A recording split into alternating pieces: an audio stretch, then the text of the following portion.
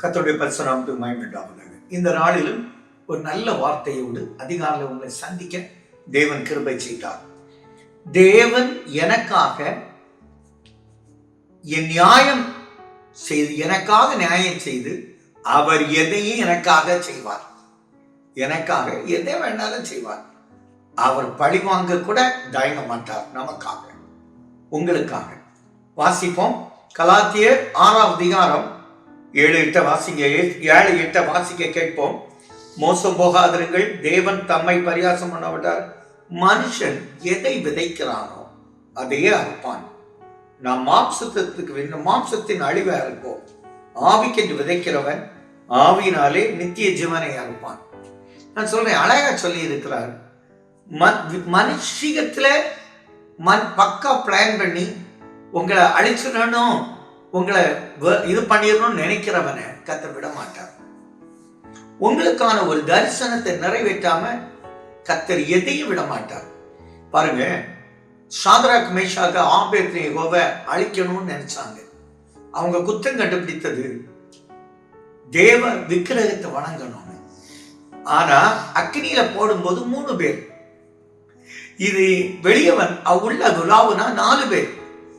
மீண்டும் ராஜா வெளியே வான்னு சொன்னா 3 பேர் வெளியே வராங்க.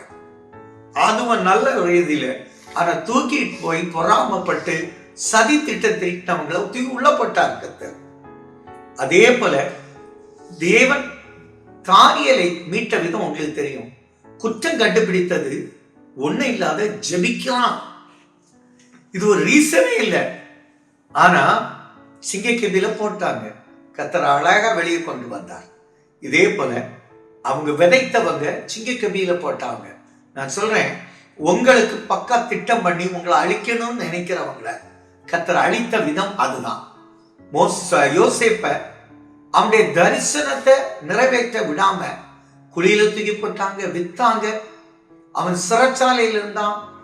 அங்க போன அடிமையாக எடுக்கப்பட்ட நிந்திக்கப்பட்டான். ஆனா அவன் அரசனாக முடிசூட்டப்பட்ட போது அதுக்கு பின்னால பாத்தீங்கன்னா சகோதரர் வாராங்க, அடையாளம் கண்டுபிடிக்க முடியல. அதாங்க அவனை உங்களை அடையாளம் கண்டுபிடிக்க முடியாத உயர்ந்த இடத்துல கர்த்தர் வைப்பார். குப்பையில் இருந்து எடுத்து உங்களை உயர்த்தி வைப்பார். உங்களை அழிக்க நினைச்சவங்க உங்களை பார்த்து பயந்து நடுங்குவாங்க. எங்க நல்ல தகப்பனே, எதை விதைத்தானோ எங்களை அழைக்கன்னு நினைக்கிறவனை கர்த்தர் அழிச்சிருவீங்கப்பா. அவன் வெட்ட குழியில் அவன் தான் விழுந்தான். ஆமான் மொர்தெகாய்க்கு தூக்கு மரத்தை உண்டு பண்ணான். அதுல ஆமான் தூக்கப்பட்டான். இந்த நாள் அதுதான். எங்களுக்காக ஆண்டவரே காரணம் இல்லாமல் எங்களை துன்பப்படுத்துறவங்க கர்த்தர் நியாயம் செய்து ஆண்டவரே எங்களுக்கு பெரிய ஜெயத்தை கட்டுற நல்ல பிதாவே. ஆமென்.